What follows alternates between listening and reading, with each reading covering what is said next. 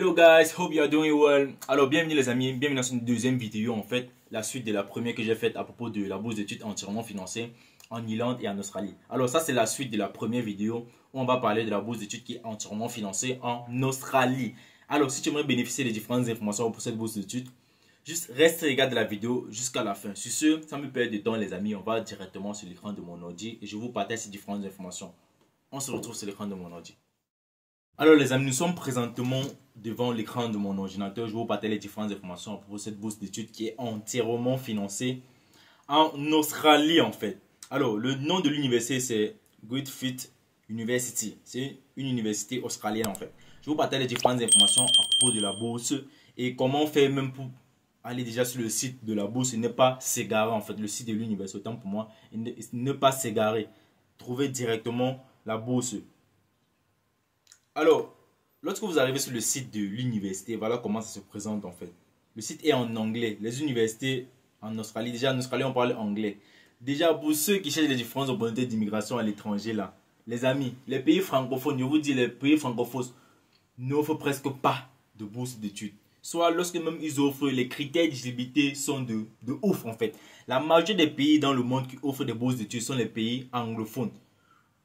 Faites les recherches, vous allez voir en fait. La majorité des bourses d'études, c'est en anglais. Donc, apprends un peu les bases en anglais. Ou soit peut-être obtiens ton certificat de langue en anglais en fait. De langue anglaise.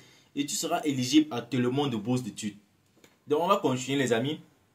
Voici le site en question de l'université. Lorsque vous arrivez sur le site, je vous mettrai le lien comme premier commentaire épinglé de cette vidéo.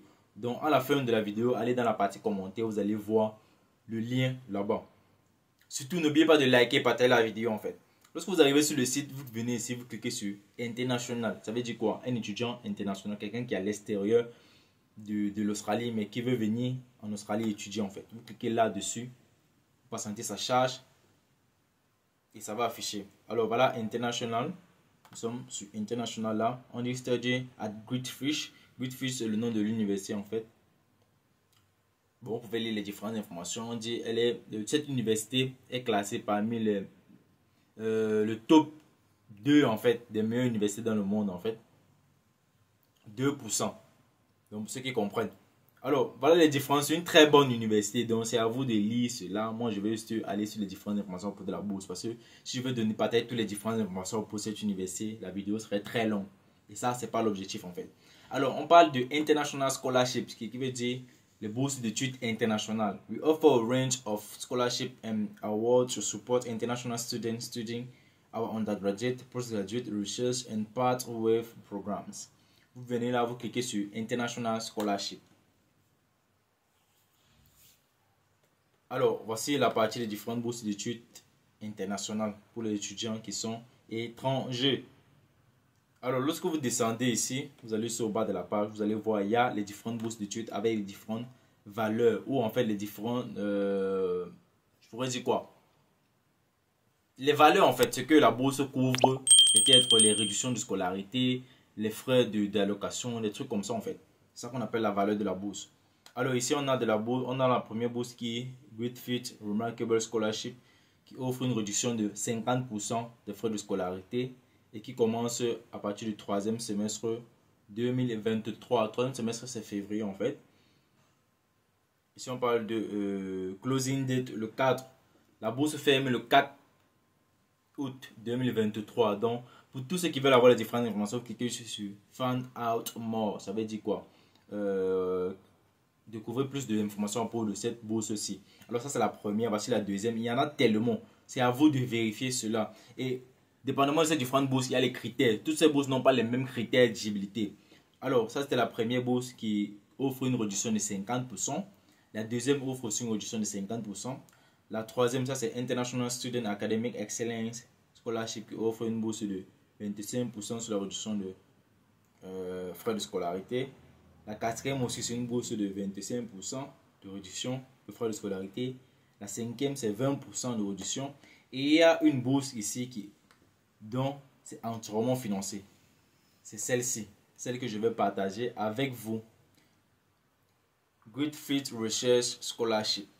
Alors, scholarship can cover tuition fee, living allowance, Relocation and Thesis Allowance. Alors, je vais vous expliquer cela en français pour ceux qui ne comprennent pas. Alors, on dit que cette bourse d'études offre une allocation de subsistance.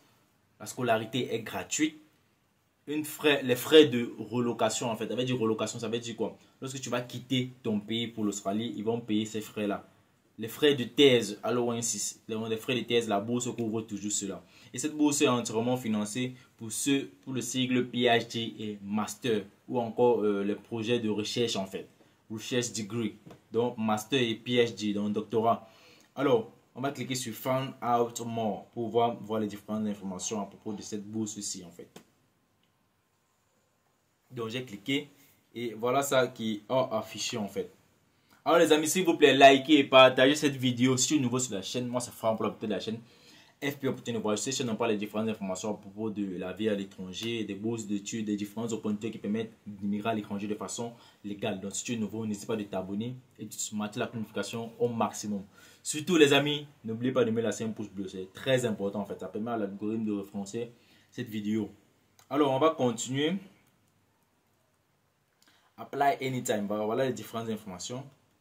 Donc vous pouvez voir en fait, il y a les différentes informations pour de la bourse, application for grade scholarship as well as Australian government research training scholarship go through a competitive and merit-based selection process. Scholarship are awarded throughout the year and you can apply at any time. Alors, comment s'enregistrer en fait pour cette bourse? Lorsque vous arrivez en fait, vous descendez juste un peu, vous allez voir ce bouton-ci. Register now. Alors, avant de cliquer sur ce bouton-ci, je vais vous montrer les différentes informations. On dit looking to start your PhD and research degree in February 2024. Dans la bourse, les cours pour cette bourse d'études vont commencer en février 2024. On dit scholarship application, la bourse d'études est ouverte le 1er juillet 2023 et les différentes dates limites c'est le 15 septembre 2023 pour International Offshore Scholarship Application et le 19 septembre 2023. Bon, ça c'est bon pour les domestic et international onshore application.